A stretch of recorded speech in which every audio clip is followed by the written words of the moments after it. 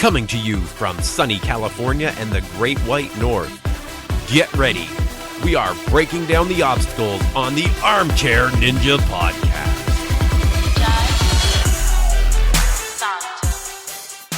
Hello, everyone, and welcome back to the Armchair Ninja Podcast. It is Friday, July 28th, 2017. My name is Rich, and joining me to cover the ANW9 Los Angeles Finals is Bijan. How you making out? Good, man. Little sick after Comic-Con. I feel like everybody gets sick right after Comic-Con. They call it like the nerd flu or something like that. Oh, I got it.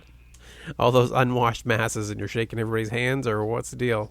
Pretty much, man. It's just a lot of germs flying around that convention center. But it was really fun. It was a very long week. I think my Fitbit said I had almost 100,000 steps just in 5 days. So, yeah. Any celebrity run-ins? I mean, I don't know if they're celebs to you guys, but I met Ric Flair. I saw Zack Ryder, wow. Wrestlers, you know. I wasn't very far away from Will Smith. There was the holy grail of all of them, Stan Lee. I didn't meet Stan Lee, I should say, but I was about 3 feet away from Stan Lee. People like that. Yeah, I saw a bunch of people. A bunch of, like, nerd people that are big, like, in nerd culture. I also met people from the Schmodown, people from Screen Junkies, stuff like that also. Fun times. But, yeah, I'm tired from that, and in 6 hours, I'm going to be hopping on a plane and flying out to Cabo San Lucas, so no rest for me or anything. What are you doing in Cabo? Vacationing, drinking, partying, eating. No rest for you. Yeah, going to Cabo to party. No, don't rest. Hey, there's going to be no resting. All partying, man. All living life. That's awesome. But back to business here. Before you go on your trip, we have got to talk about the LA Finals, which were awesome. I loved this episode. I absolutely freaking loved it. It was great. It was really good stuff. The course was just so extremely hard. I love the fact that they do not play, Rich. I don't know if you guys like look back every single year when it comes to like the city finals, they do not play with these courses. They are so incredibly difficult, and I love it. I love seeing these new, amazingly creative contraptions that these evil producers make for the competitors, and I just love seeing just all these ninjas like taking them to task and getting through these really daunting like obstacles. And yeah, it's really cool stuff. I loved it. These new obstacles, man. Whew, good stuff. Yeah, and after we get done talking about LA, I should mention we are going to be talking a little bit about crashing the course, the National Ninja League, and the UNAA finals. So the course here was amazing. The second half of the course, we should go over we'll run down the obstacles anyway. A lot of them are repeats from the qualifiers. They've kind of upped the difficulty on some of them. But yeah, they modify a little bit. Yeah, so we had floating steps, obviously, cannonball drop. It's funny because I remember this more from the celebrity edition than I do from the qualifiers. The flywheels, block run, battering ram, and warped wall. Solid obstacles, nothing too exciting. Not much to say about those. Those obstacles really weed out, you know, the people that go on the course and try, but like the top ninjas, like once they made it to the finals, like this is a whole nother level. So most of the ninjas should at least be able to get past those obstacles. Yeah, I think they said in this one that there was 22 people that finished the qualifying course. Quite a big difference from what we had last week. Oh yeah. But on the second half, we had the salmon ladder, the swinging pegboard, which was a ninja killer by all the looks of it. It was, I mean, do you blame absolutely them? Decimating the course. That thing looked insane, man. I mean, pegboards alone are so incredibly difficult. Like, I have to like put some of these ninjas to task because they make it look way too easy. You see, like Adam Rayl and Josh Levin just hanging and just chilling on a pegboard, making it look like it's nothing. It's like they make it look way too easy. Everybody at home, if you have access to a pegboard in some rhyme or fashion, just try it. It is so hard, and these guys make it look so easy. And it's one thing if you're on a stationary pegboard, but this thing like like swings like independently. Like I can't even fathom the difficulty involved with that thing. It's insane. It's swinging independently. You've got another one to move to, and you got to bring a peg with you while you're at it. Why not? Yeah, sure. And you have to do this giant Lachey gap, like, also. Like, it's crazy. Yeah, and then we had the stair hopper, which was an absolute beast in Philly last year. Crazy to see it back coming after this swinging pegboard. I thought there's nobody going to complete it. They might it might be another one of those solo finisher nights. That stair hopper is super scary. I mean, when you look at it, you're like, oh, yeah, they just hop it up and down. But the thing, and we saw it last year, is the bar that they have to hop on is so, like, short. I don't know the best way to explain it, but, like, you don't have much give on either side. So I really like that aspect. If you shift any which way, like a little too forward or a little bit to the right or left, you're falling down. Plus, there's those gaps. I mean, I really, really like this obstacle. And what was it? The bottom peg or the bottom step had a 10-inch gap that you have to hop up. So basically, you're doing another salmon ladder. Crazy stuff. Yeah, I feel like they could remove a few of those things from that obstacle and make it still a solid one. So if it didn't have the gaps, it would still be a tough obstacle. If it had like a full-length bar, like a longer, like you said, it's unforgiving. You don't have a whole lot of wiggle room there. I love that. But you add all of those things together, and it's just ridiculous that anyone's able to complete it. And not just that, it's the fact that at this point, you've gone through what? 1, 2, Right. 3, 4, 5, 6, 7, 8 obstacles at that point, man. I mean, that's asking a whole lot of a competitor. And then if they manage to do all that, they now have to face the elevator climb, which is probably my favorite change they've ever made to one of these courses. That is an amazing, amazing ending to the whole thing. Thumbs up to whoever made that modification to the invisible ladder. I mean, this is so much better. So much better, right, Rich? And for years, we're always like, what makes it so some people can, like, just fly up that invisible ladder and some people have a really tough time? And it was always, we always like guess maybe it's the bounce or the spring or whatever, I mean, it makes all the difference. It's no longer based upon small little tidbits of what's going on in the background. I mean, this is all up to the competitor, and I really like that modification where it's like, if you fail, you have no excuses, and I really like that. Yeah, all the chance has been removed. It is 100% your own muscle power getting you up, and it looks tough, really tough. Yeah, but I also like the chances that you have to kind of switch things up, where we saw one of the competitors kind of go like use their biceps and do chin-ups, and then they kind of bring it the other way and do pull-ups, and you're using different muscle groups doing that. So I kind of liked that, where there's chances, a little bit more leeway to kind of modify your approach to this obstacle. Yeah, all around solid. Great addition. I'm so happy with that change. I liked the invisible ladder, but I didn't like, as you said, some of the behind the scenes stuff made it sound like maybe it wasn't the most technically reliable obstacle, we'll say. Mm-hmm. And this seems like there's less room for error. It is totally on the ninjas to pull themselves up there. Yeah. Overall, though, I have to say this course I really like, because when you look at the course, it's very heavy on one body part, and it really strains it. And I think that's why we saw a lot of competitors failing at the swing pegboard, the stair stepper, and have a really, really tough time on the elevator climb. Because when you look through this course, other than the 2 obstacles that work on your balance or agility with the floating steps and the block run, every other obstacle, if you look at it, is completely predicated on your grip and particularly your forearms. So this course is really, really tough on anybody that doesn't have a really strong grip and forearm strength. Good point. So taking a look here, we've got Nick Hanson to lead off the whole pack. Yes, Nick is having a really good season. It sounds like he's getting a lot of recognition back at home. We get to see him go to the governor's mansion. He got the First Lady's Volunteer Award for youth work in working with the local kids. So that was all a great little segment with him. That's awesome. Yeah, I was a little worried because he was the first runner. I'm like, oh no, come on. Yeah, I was never a little never a worried good too. sign. But at this point, Nick Hanson's got to be like gotten the most screen time out of all the ninjas at this point, right? I mean, he's been featured in what 3 different vignettes, maybe 4. This dude's been all over ANW. Yeah, in a way though, I think it's the first real run we've gotten from front to back. Like he's been featured in everybody else's vignettes and stuff, but yeah. No, it was good to see. He was struggling on the battering ram. I thought he was going out there, but he did actually make it through. That was scary. He spent a long time on that battering ram. I was like, oh no. But he did make it. He ended up falling on the pegs. And that's when I learned that, they had to bring a peg with them. And I thought that was a weird little twist to have in there and interesting. I mean, I found it creative.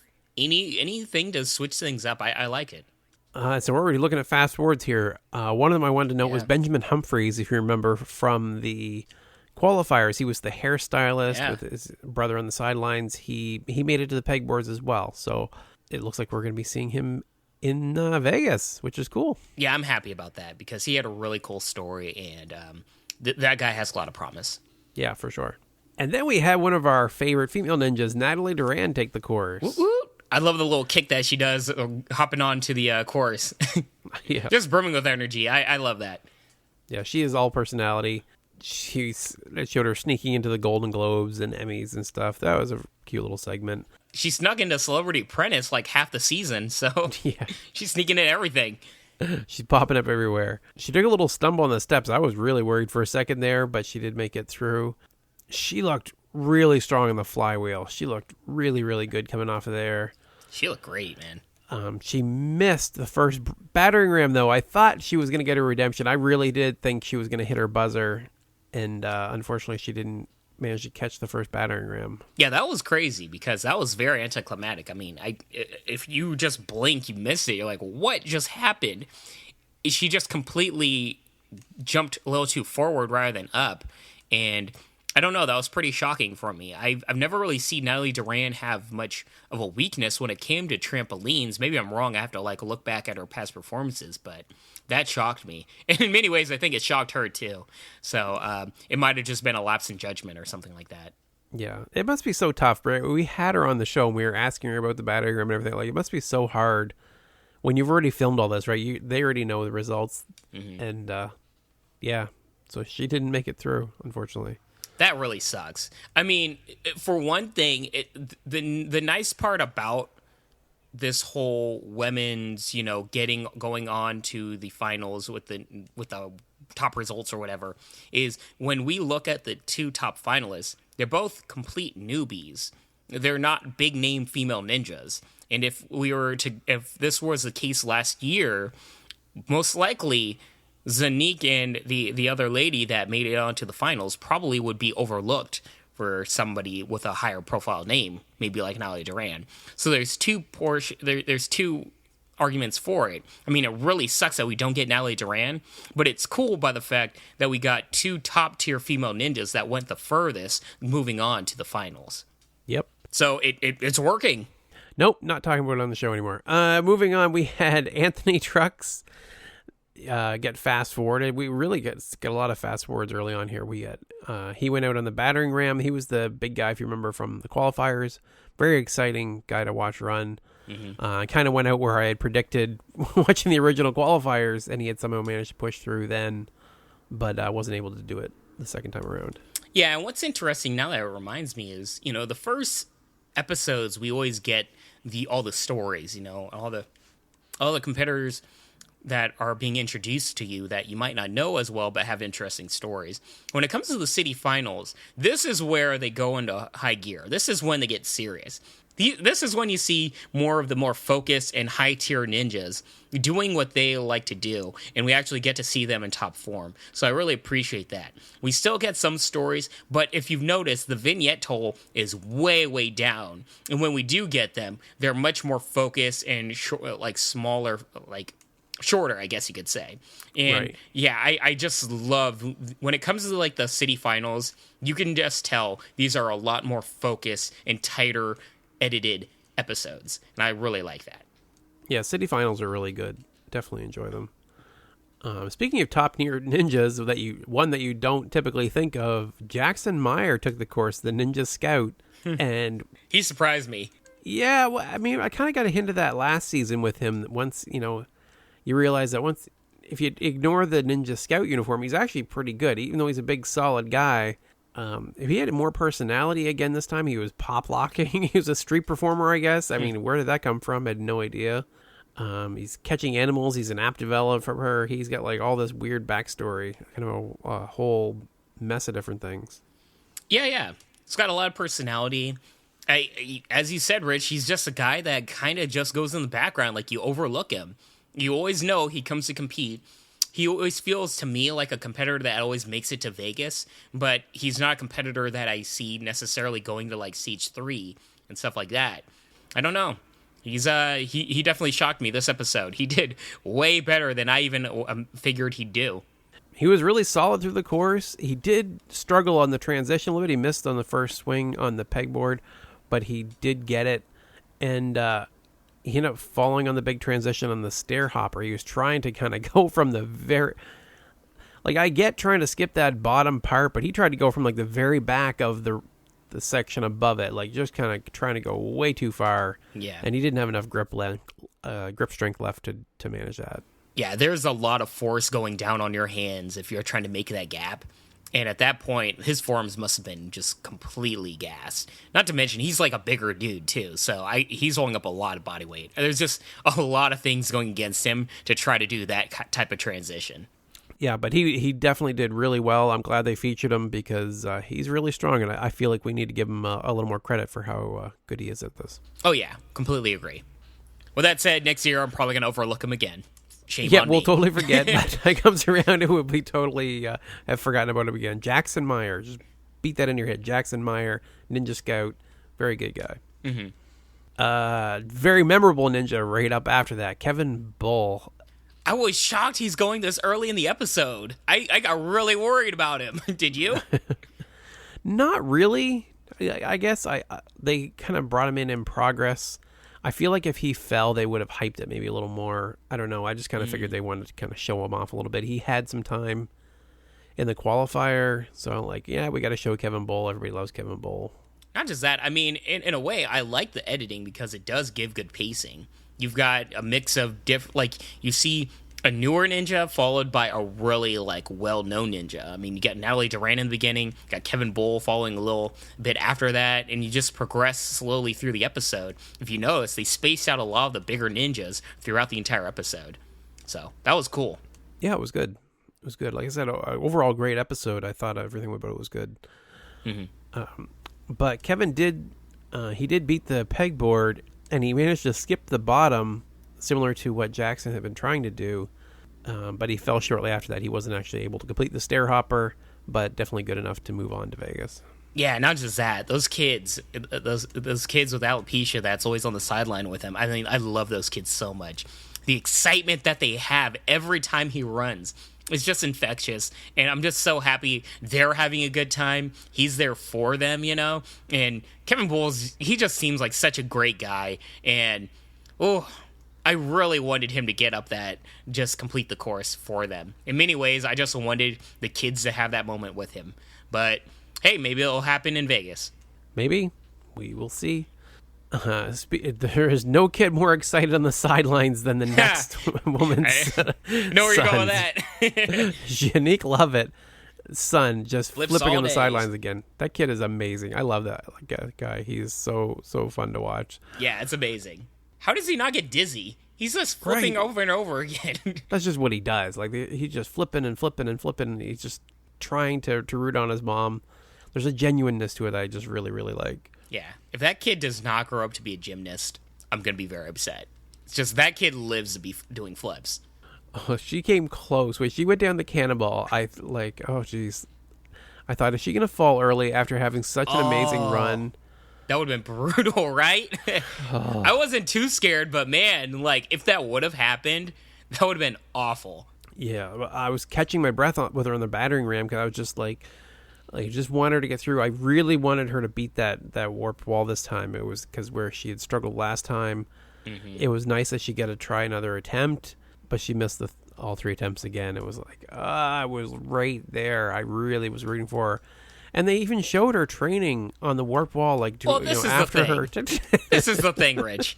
I saw that, and she's like, well, after the qualifiers, I trained really hard on the warped wall, and I'm all training. I'm like, girl, this was filmed the next day. Get out of here. Like, I don't like it when they're trying to lie to us in these stories. And I don't blame her.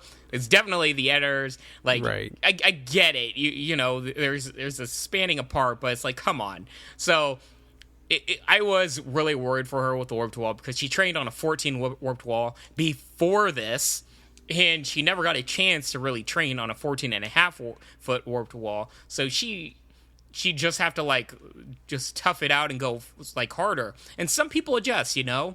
But some people don't, and I was worried for her. And she just didn't get that adjustment. But I think now between the city finals in Vegas, there is a span of time where she can train. And I'm sure she would probably be training crazy amounts between that gap. That's when she can probably train for the warped wall in Vegas. So we might see her in Vegas get up the warped wall. And I'll be all for that. But yep. Yeah, get out of here, guys, with the, I trained for weeks after the city qualifiers. Like, get out of here.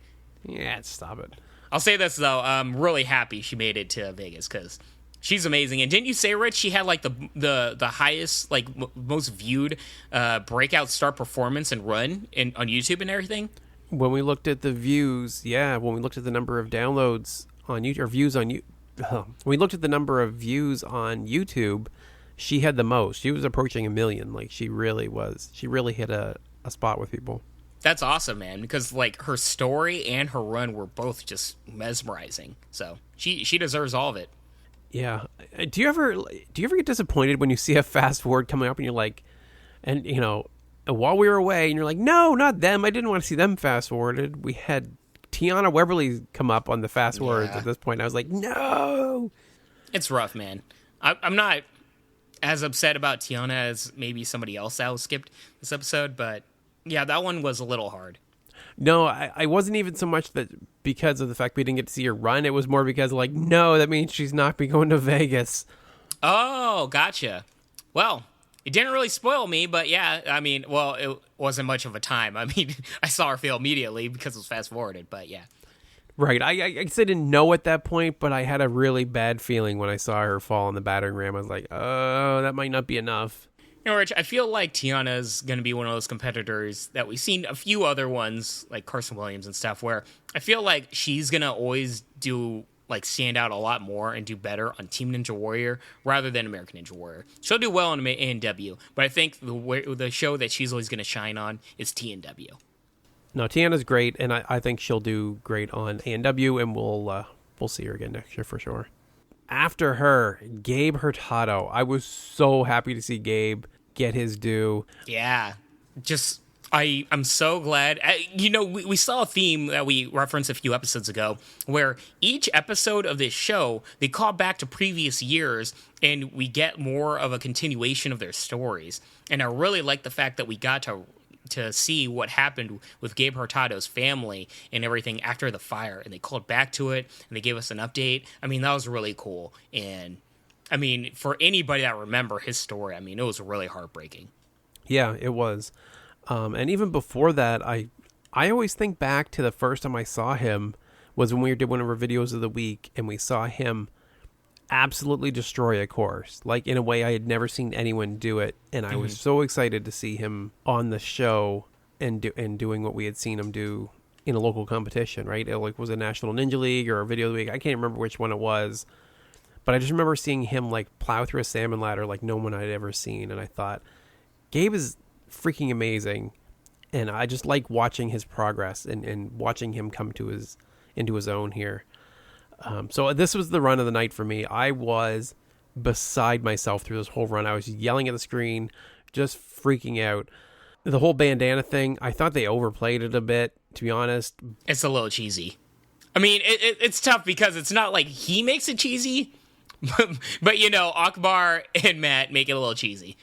Yeah, I was fine with them putting it on. I thought that was actually fine, but they kept showing him like encourage it, like pointing to it and stuff. I was like, okay, we get it. Like, it really just, we only need the one reference to it, right? When he gets, like, say it at the beginning, show when he gets up the wall, he gestures to them, and they put them on. That's fine. That's cool. That's memorable.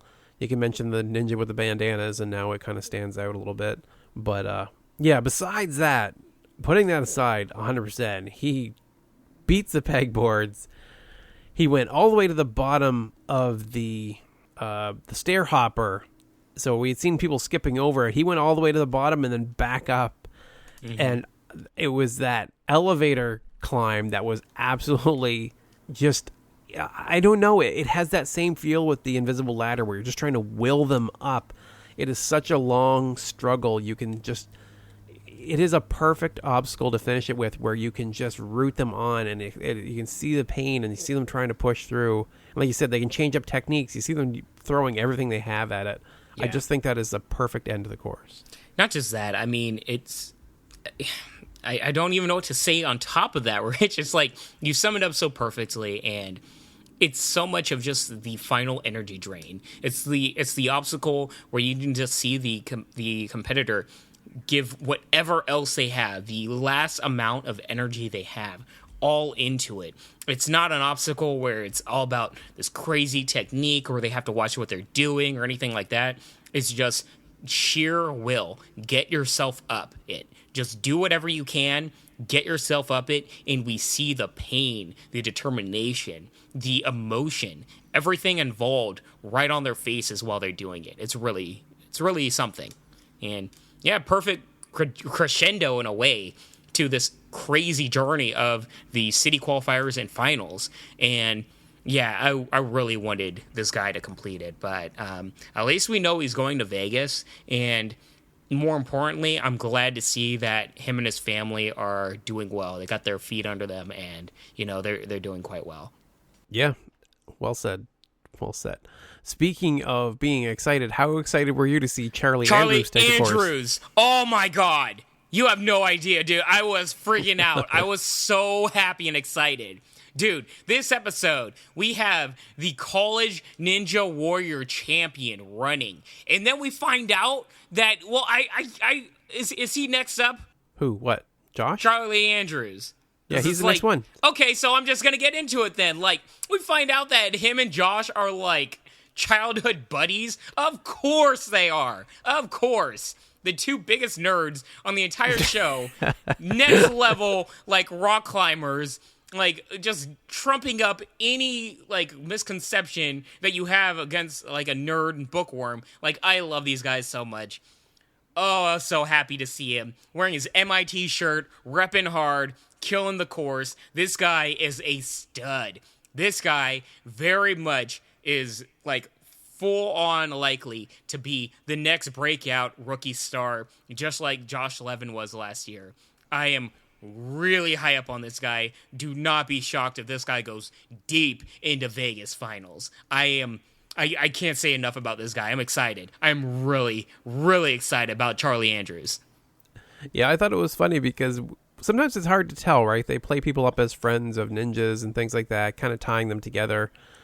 You don't know how much is, like, are they just acquaintances? Like, they've been friends a long time. These are good friends, mm-hmm. You can tell. And Charlie is amazing. We knew that from Team Ninja Warrior College Madness, but the people that didn't watch that, the people that just watch NBC, the main show, get to see this now. So it's cool that we get to see him, get that recognition. And he had a perfect first half. Like, there was no fat to that. There was no wasted movement. He just cruised through it very smoothly, did it all perfectly. And then when it came to the second half, I was like, is he going to be our first finisher? Because they really played up the whole, they were going to be the two finishers thing. Mm-hmm. And he was going so solid. I thought he might do it. He beat the pegboards. And then he did the up from the bottom. He went all the way down the stair hopper. And I was like, all right, here we go. And he tosses his shirt. And it's almost like Ned Flanders, right? It's like, where did that body come from?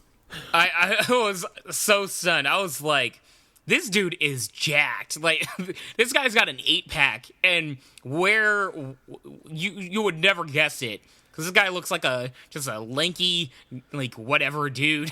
Yeah. This dude is jacked to the gills.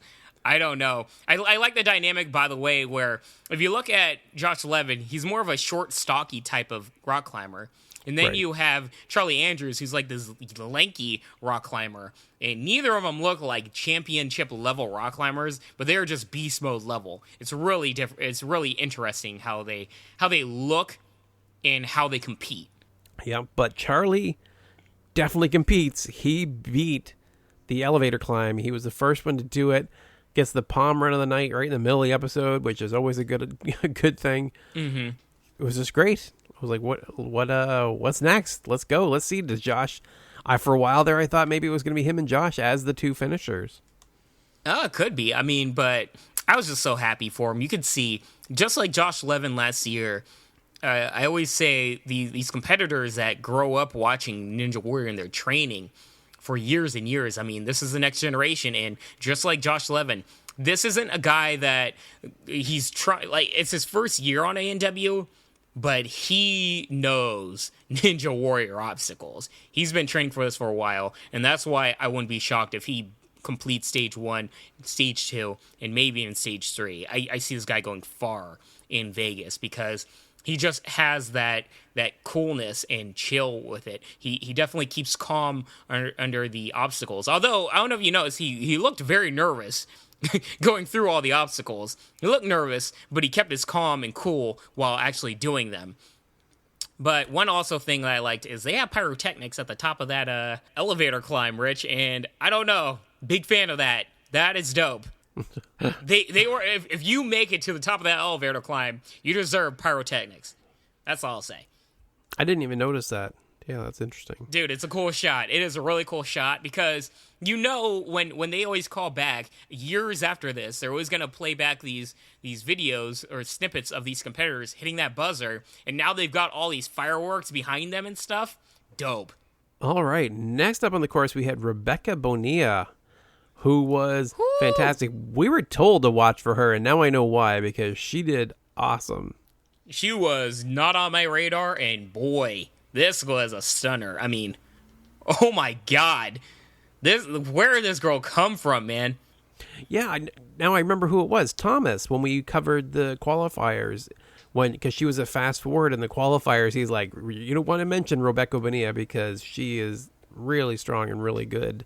And he was right. We won't forget her anytime soon. So they kept referencing her height.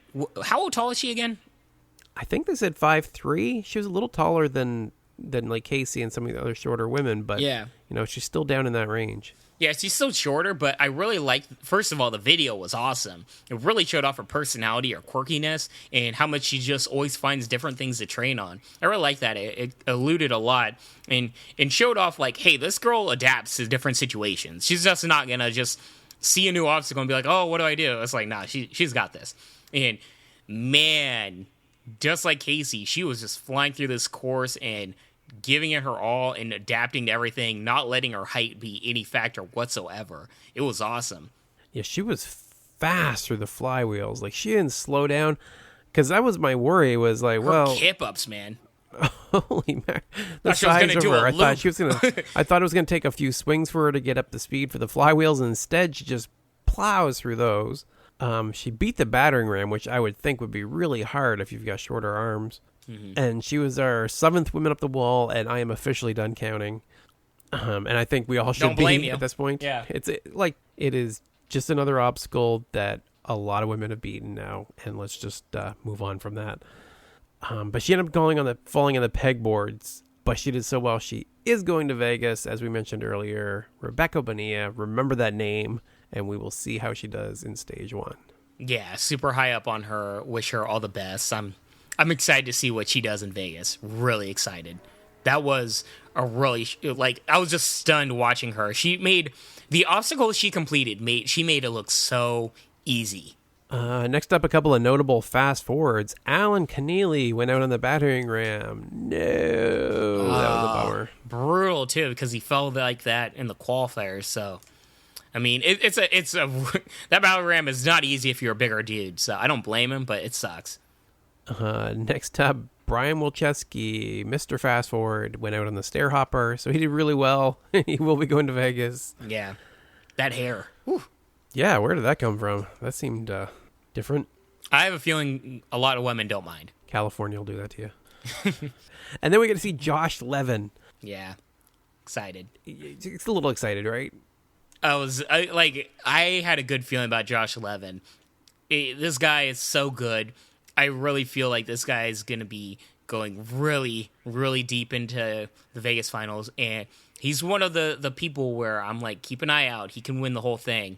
I feel like Charlie Andrews and Josh Levin, they kind of have the Isaac Caldiero factor where in many ways, I feel like their toughest obstacles are going to be stage 1 and 2 where they're timed, because both of them take a very slower approach to the course.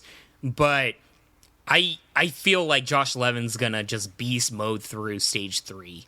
So I'm really excited to see if he can make it to stage 3 this year and just see what he can do on that course, because I don't know. I have a good feeling about him. I really feel like he's got that Isaac Caldiero factor. Right. We saw him beat stage 3 in USA versus the World, right? So we know he can do it. The question will be whether he can do it when he's exhausted from doing the other stages. And if he can get there. Because yes, if you watch him, he definitely takes a slower approach. Time is going to be, on these qualifiers, time isn't much of a factor if you can complete the course. But in the Vegas on stage 1 and 2, those things are timed. And that's going to be the big factor when we see Josh Levin. I thought in this run, I really thought he disqualified himself near the beginning. I thought he touched the battering ram. Ram? So I was there when they were going over the rules of the battering ram, and it's more of if you catch yourself on the bar or if you try to pull yourself up, like if you really hold on to the bar. But if you touch the bar and then grab onto the pad, then you're fine. So It was close, but if you actually watch it in the replay or if you just kept a close eye, he very quickly just touched the bar, but it's not like he held onto the bar and that's what stopped him from dropping or anything like that. So I think that's what got him through it. Okay, so I thought it was close, but that makes sense. So as long as he's not supporting himself by it, then it's fine. Yeah. Because, if you're doing that transition, there's a chance you're going to touch the bar, and that would really, really suck if, you're disqualified, you accidentally touched the bar in the swing. Yeah. That would really... could you imagine, now I think about it, could you imagine if that was the rule and Josh Levin goes on that? Yeah, that would not be good. That'd be rough, dude. That'd be way worse than even, the foot touching in the water and all these other, things. That would be so bad. But after that, it was smooth sailing, and I mean smooth sailing. He was just so easy, so silky smooth on the pegboard, slow and steady through the stair hopper. Never looked like he was struggling. Just killed it. Yeah, it was great, fantastic. I'm really, really excited to see Charlie Andrews and Josh Levin in Vegas. You have no idea, man. Just repping us nerds. Repping awesome rock climbing, and they have everything going for them. When you look at just an American Ninja Warrior and what you want from them, these are guys that have been training since their teenage years, been diehard fans, been championship rock climbers, and now they're on the show, and at a very young age, the prime of their athleticism and cardiovascular wise, they just have everything. Because one thing that's going to be against the older competitors is the endurance factor. And I think these guys are going to have an edge in that factor because they're so much younger. Not as much experience, but a little bit more of the endurance. Right. So next up, we had some more fast forwards. We had Daniel Moreno fast forward. He is the guy that cut himself so bad in the qualifier when he banged his head. I love that run so much. Yeah, it was a really, really good run. He beat the wall this time, which was great, and he ended up going out on the salmon ladder. It sucks. We're not going to see him, man. I don't know. Something about his struggle in the qualifiers run made me really want this guy to go all the way to Vegas. I really, really wanted to see that. It sucks that we're not getting it, but at least we were privileged enough to see his story and his initial run, because that was really, really engrossing. Yep, and we also fast-forwarded Flip Rodriguez. Shame. Nope. That is not okay. I don't know. It's fine. Flip got love in the qualifier. I'm actually okay with that. He went out on the elevator climb. What are you going to do? I'm not freaking out upset because, this episode was packed full of good runs. But damn, man, come on. You're going to skip Flip Rodriguez? I'd rather they cut to him. Why didn't they just cut to him like really towards the end of the course? Halfway, something. Yeah. Yeah, watching him struggle in the elevator climb, I think, would have been really good. It's one of my favorite moments is watching him try to beat the invisible ladder and struggling and throwing himself up, trying to get that completed just a couple seasons ago. Yeah, I think it could have been good. That guy, Flip Rodriguez, has completed the invisible ladder before, right? Because I feel like I've seen him many times fail at the invisible ladder, and he failed at the elevator climb right here. But I have to imagine he's done it before. I don't know. I feel like he failed it in the city finals last 2 years, maybe. That's total speculation. If you know at home or if you feel like looking it up, definitely let us know. But I do feel like he hasn't. Well, there's the Achilles heel for Flip. Yeah, that and the Ring of Fire didn't do it very well either. Touche, my man. Touche, yeah. From Team Ninja Warrior, for those that didn't watch it, he did not fare so well with that either. But going on, I mean, this next competitor is a guy that we've been scouting for a while now, Rich. I am kicking myself for not picking him in my fantasy league. This guy, so good. And I don't know, man, this guy, I know I've already picked two guys going deep into Vegas, but this is kind of like Josh Levin. This guy can surprise us and actually can beat the entire show. I mean, this Adam Rayl, what a stud. Just coming out of nowhere, they're kind of glossing over he's won some regional Ninja Warrior competitions. It's are you kidding me? He's won the top Ninja Warrior regional competitions. This guy's been just destroying everything. So, and when you look at this run, I mean, you see why. Why don't you go over, Rich? Yeah, so Adam Rayl, the concrete barber, he is so fast for such a big guy. He's got arms like tree trunks. Guy is huge. Yeah. He just I don't even know what to say. He beat the stair hopper. He just beat everything. Gets to the final climb. Another one that takes a shirt off. It just became a thing 3 episode. I don't know. I was just kind of floored. I know the name. I feel really stupid because I feel like I haven't really given him the credit he deserves for these regional competitions and stuff. This guy is just amazing to watch on the course. He's so good. Yeah, he made it look so easy and effortless. He's kind of got that Joe Moravsky vibe to him where he's so... This is the thing about him. He looks so jacked that... And he doesn't come from or at least I don't think he comes from a rock climbing background. It could be wrong. He probably does some. But this guy just is so effortless and technical in everything he does. He's got that technique. He's so nimble and spry for a big guy, too. He's got that strength. He's got, so many things going for him. And just amazingly shocking athleticism. And the way he goes through these obstacles and makes it look almost effortless. When you see this guy on the pegboard and just how he does it at almost 3 or 4 moves, taking no time whatsoever, just flying through everything. I mean, it is just astounding. And this is the number one thing, honestly. And I want everybody to go back and watch his run when you see this. Look at his face. This guy isn't tired once. He flies through this course. Makes would have almost completed with the fastest time, if not for 0.2 seconds. And he wasn't winded in the slightest. Even up the I almost said invisible ladder, even up the elevator climb, he's still not winded. He was kind of tired, but this guy was not taking deep breaths or anything. His cardio, really amazing.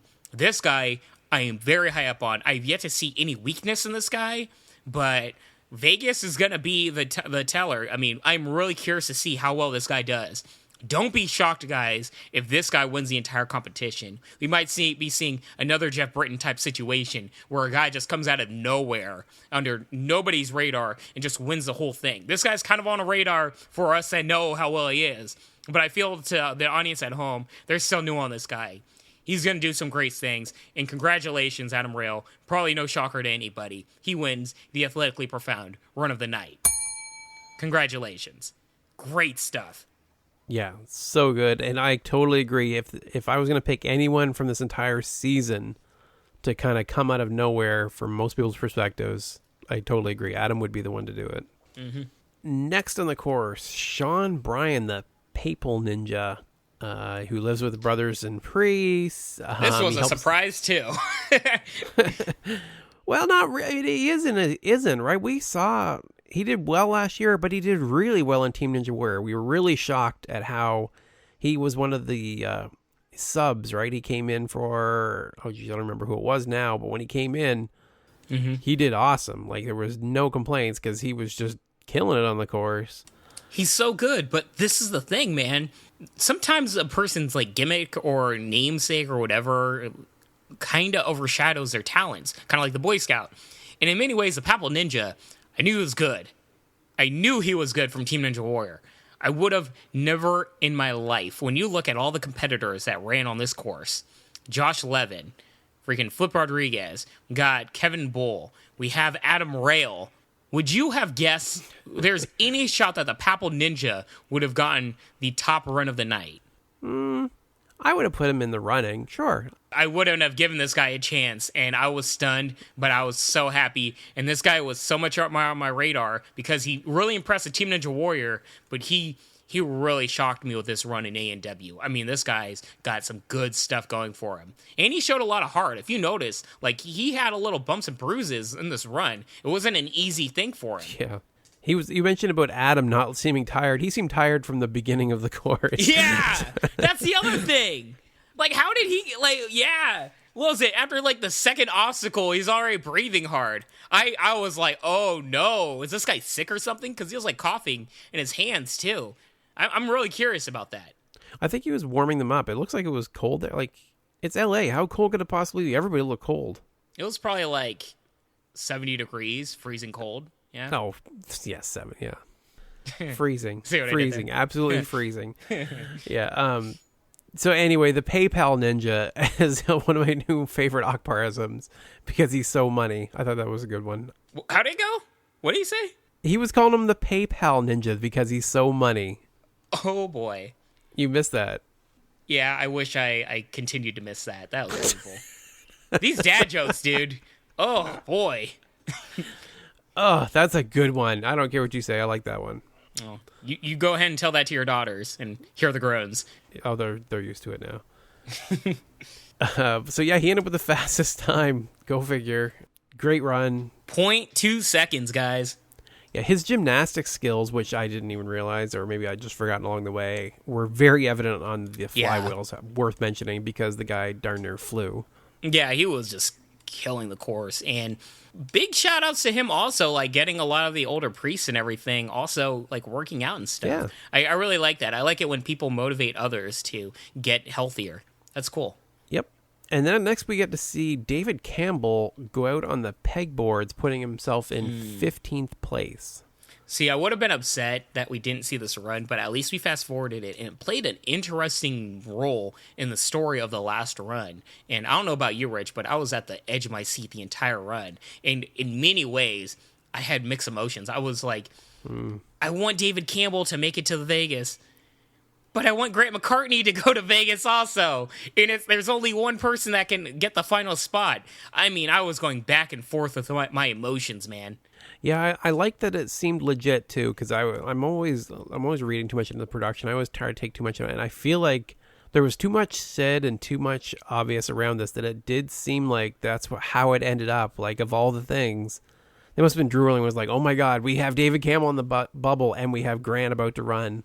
You can see David Campbell on the side having mixed emotions too, because, like, what do you do in that situation? Yeah. You can't be rooting against Grant McCartney, like, or any compare, because that's jerk level to do.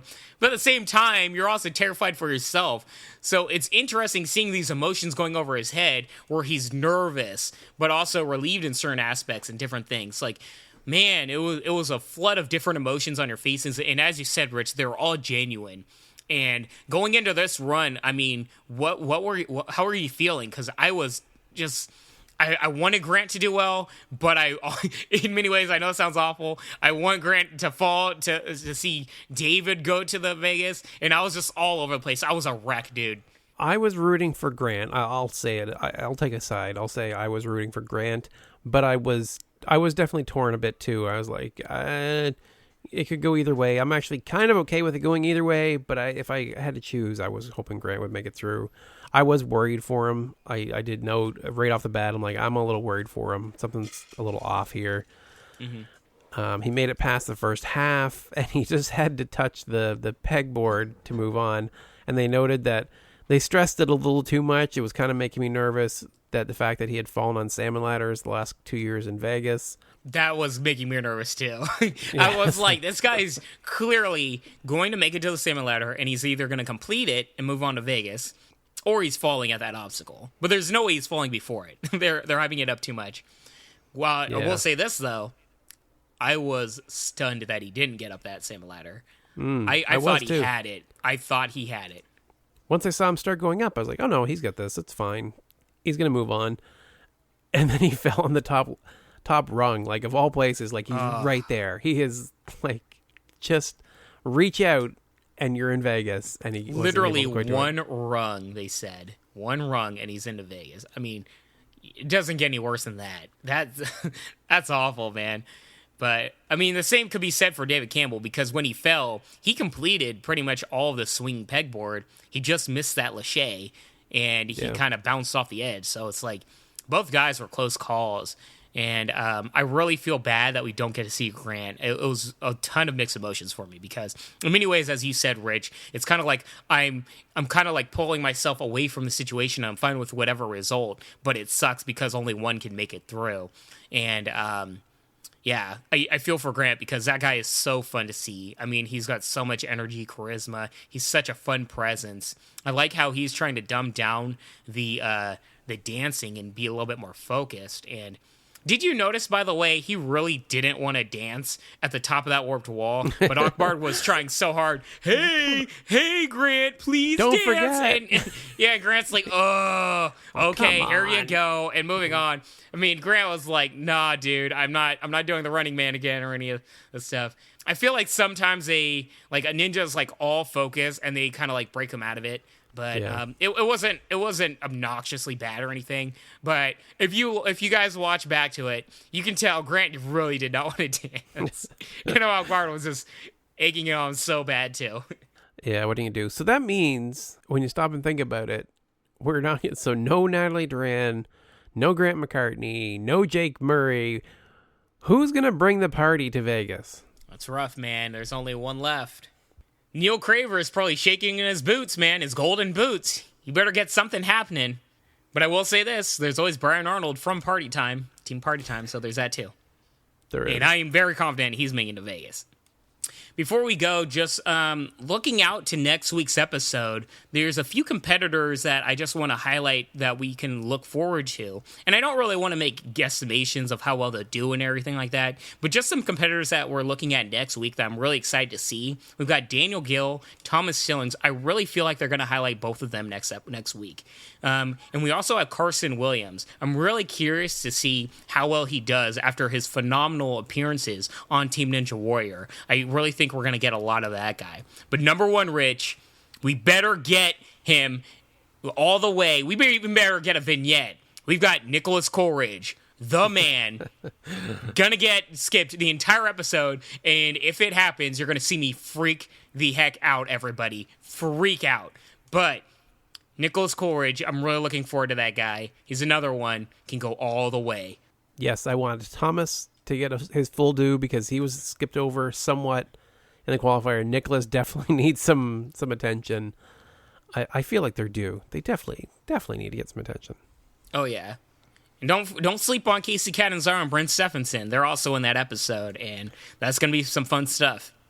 Yeah, I actually forgot to mention to you ahead of time, Daniel Mount wrote in to let us know that Matt Eisman had posted a video to Facebook hinting that there is going to be a competitor retiring next week from ninja competitions, and the odds-on favorite at this point is that Casey might be.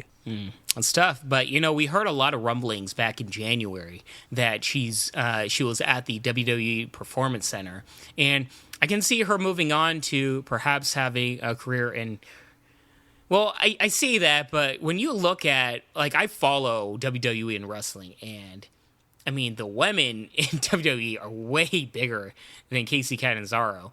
But if she has that showmanship, she can do well in wrestling. So if it is her, I wish her all the best. I mean, she gets so much flack online, unwarranted. I could see her just being like, screw this, I don't need it anymore.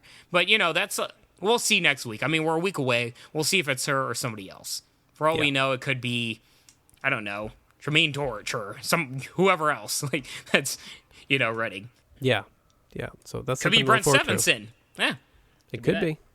Or it could be Andrew Lowe's or Nicholas Cords being like, you know what, screw you guys. You guys never feature us. I'm done with this. Yeah, that's possible. Moving on to Crashing the Course. There's not a whole lot to say about them. They've really pared them down to kind of the bare essentials. They kind of introduce the obstacle, they show a little bit of it, and they move on. It is really much quicker than it was last year, much more streamlined. Hey, cut out the fat. I'm fine with that. I mean, I remember last year they had like these long-winded interviews with people I don't know and everything, and I'm just like, why am I watching this? Yeah. So I'm fine with that. We get featured a high top-tier competitor. In this one, we have Drew Dreshel, and we get him previewing the obstacle way before the episode's shown. So I like that we're previewing new obstacles. And I like the fact that they highlight what muscle groups and technique is involved with doing it. I really like that factor. Yeah. And from the fun-loving side of it, from the non-technical side, we get Drew sticking one of the pegs into his pocket as he's doing the obstacle just to prove how dominant he is. He's like, I don't even need that peg. Let's just put that one there. Yeah, it makes it look easy. Did you notice, by the way, when Alex Weber is, like, trying the obstacle, like, he's already wet. You could tell, like, he probably did this right after the previous episode that he did trying for the other obstacle, which I totally forgot which one he did. But, yeah. Interesting editing there. And then we see him going back in a completely different... Like, this guy changed clothes 3 times in this little tiny, 3-minute video. Yeah, the lighting was changed. Really it was different times a day. I don't know what all was going on, but yeah, definitely something odd.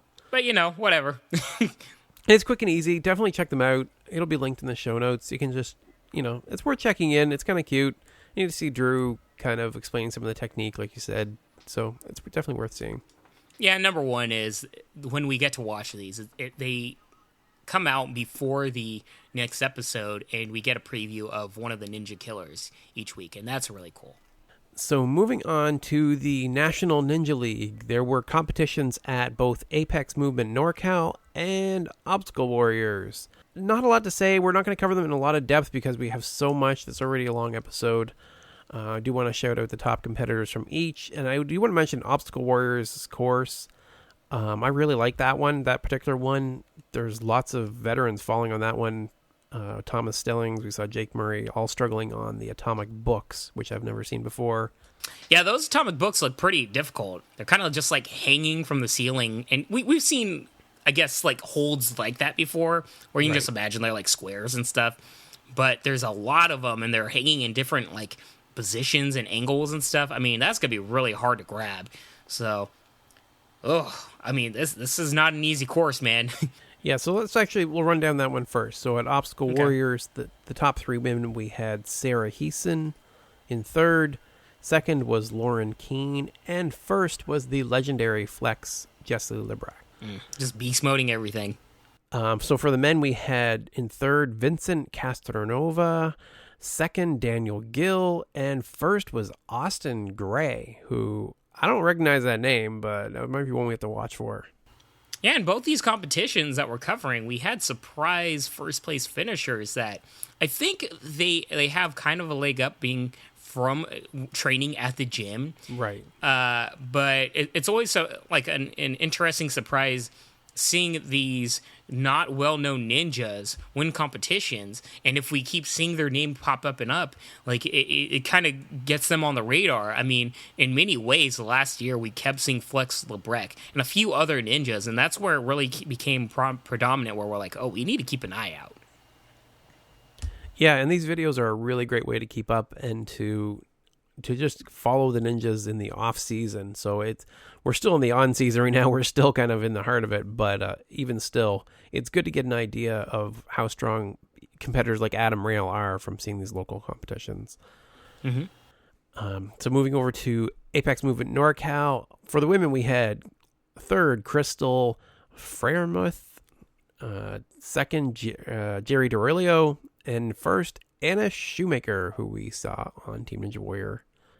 For the men, we have in third, Brad Marasco, second, Steven Schultz, and in first, Sean Grimm. And if those names don't sound familiar to you, you would be familiar with some of the people that are further down the field, like Flip Rodriguez and I believe Grant McCartney. Like, there are top ninjas in these things. Yeah. David Campbell, I believe, was in there too. David Campbell, fifth. It's crazy. Like, these up and comers will just be coming out of nowhere. Yeah, it's pretty insane. Not just that, I mean, this competition, or this particular course had some insane obstacles. I really like the sliding UFO drop that they had. Yeah. Really creative stuff. And a few others. I mean, definitely go out to watch these guys. And I was pretty shocked at the results, but I that's the thing about Ninja Warrior that I like. It doesn't matter how big your name is. It's all about the skill, and there's always chances for these crazy surprises. And I don't know, it was fun, man. All right, so one last thing I want to cover before we go is the UNAA finals.